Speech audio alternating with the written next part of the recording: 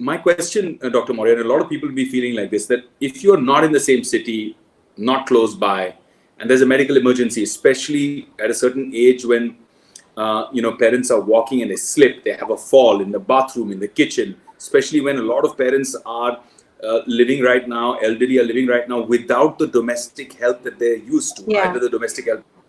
At that time, when they're doing these household chores themselves, and if they fall, if they have a break, if they hurt their hip, if they hurt a bone, what are the immediate steps that the elderly can take, and what are the steps that we as children can take immediately? I mean, what's the 1, 2, 3 Ji. protocol so that we can keep that in mind? Now, there are two aspects to your question.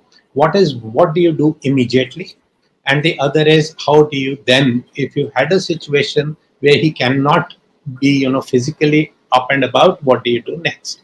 One thing is, if he can't be mobilized, he can't get up, he's in severe agony, your mind has to start thinking that somewhere you will need medical help and perhaps he will have to go out of the house, right? Now, the Right. other thing is, how do you judge that this thing has happened? Now, hip part is relatively simple. When the hip is hurt, it becomes very obvious where the pain is, and the patient can't move, or the person, let's not call him a patient till it's definitely known that there's a problem. So if he can't move his limb at all, and any attempt to do that is painful, so the first thing you remember is you make your connect with a hospital, and the best way in today's time to transport is by an ambulance, which is properly protected with the people who come to transport the person. It should not be anybody or your friends who are the most concerned and caring and who will give an arm and leg to help you.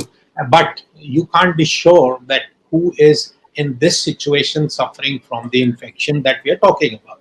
So you've got to get a fully protected ambulance where the staff is protected in PPEs or personal protective equipments. And in these situations, normally you don't need life-saving situations, fortunately, in bone and joint situations. Only one caution is, which can happen in patients about 80 or 85, the pain which the patient may put his hand on the side may be actually not really the hip, it may be the spine. Now, it's amazing that soft bones in the spine can break so easily when they just fall down. And that is the time where you got to differentiate between the two, and you may just realize that, oh, he's now able to move the hip easily, and not realize that injuries in the spine, which perhaps is even at times more dangerous because it involves the nerves around the spine. So that is the time when you lay the person as the person is, make the person comfortable, and unless the person asks you for something to eat or drink, avoid it if you are reaching the hospital soon. If the ambulance tells you they're coming soon, you can say fine. Then you wait, don't eat or drink, because at times when you go there are certain tests, there are certain evaluations which require a fasting person.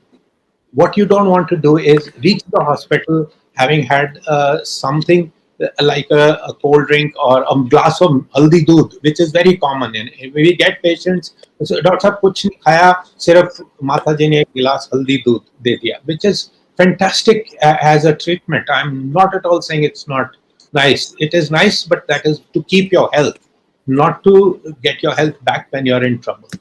So this is what I am saying, that you've got to be careful how you transport, where you transport, perhaps understand. And now at the moment, what we are providing is an e-consult where you can actually take a mobile, go on to if nothing else, go on to a WhatsApp or a FaceTime video, show us the patient, let us talk to the patient, you'll put the hand where the problem is, ask the patient to perform a couple of activities, and we would be able to guide you. Now do this, now do this. Something like, some of the movies which you see where the pilot is not well and somebody else will actually fly down with information coming from the ground.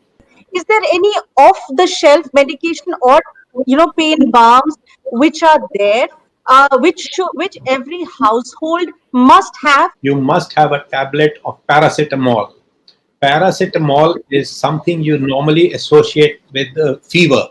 But amazingly, there are today strong paracetamols called something like advanced paracetamol, I will not take the liberty of mentioning a name of a medicine, but it's called advanced. Normally, the paracetamol you eat is 500 milligrams. This is a Right. new formulation which is 650 milligrams called advanced paracetamol. And Right. you will be amazed. I would say for any pain, any inflammation, anything, this works marvelously. And To relieve this immediate, to give immediate relief. any kind of pain relief, but take it like this: whenever you take an oral tablet, give it 20 to 30 minutes to get comfortable. It's only an injection. An intravenous injection, give it 5 minutes. Intramuscular injection, give it 15 minutes. An oral tablet, give it about half an hour. There is no magic, but they all work. So, but your question was what to keep in your cupboard or in your bathroom shelf. Yes. The best thing to keep is a bottle of advanced paracetamol if you want to keep one thing.